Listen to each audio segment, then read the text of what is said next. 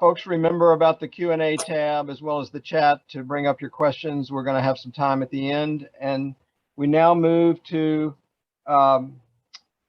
Dr. Elliot Sloan, one of our favorites.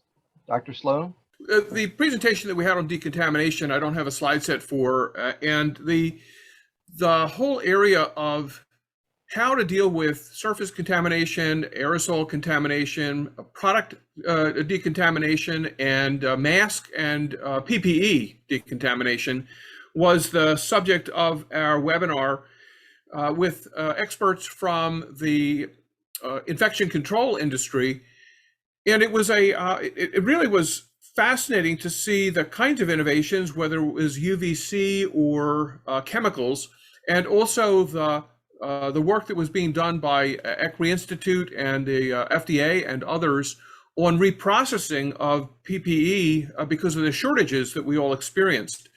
Now, in the interim, over the year that has passed since then, we have, I think, largely found that surface contamination is not the major issue, but aerosol contamination is a significant ongoing challenge, and therefore the use of masks in many forms is very, very important for both public and workplace activities.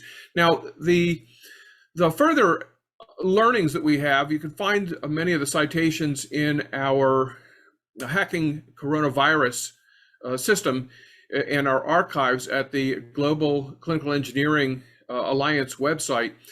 You'll find many articles on decontamination and PPE and aerosol management, everything from HEPA filtering to room air circulation to use of innovative materials for masks and cleaning.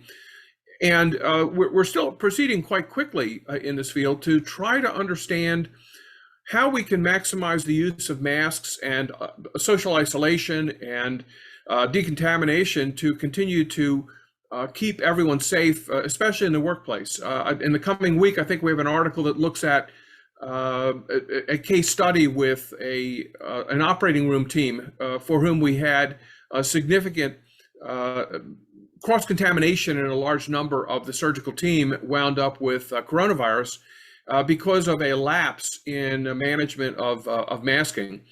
Another point to make is the US FDA has recently said that with the increased availability of masks and PPE to start reducing where possible the reuse of masks and PPE or the reprocessing of masks and PPE.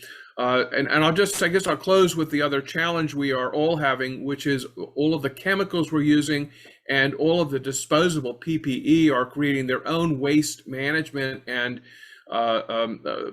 landfill pollution problems that are not insignificant, but they're secondary to saving lives and protecting everyone from the coronavirus. I think I'll close with that and allow us to move on. Thanks, Tom.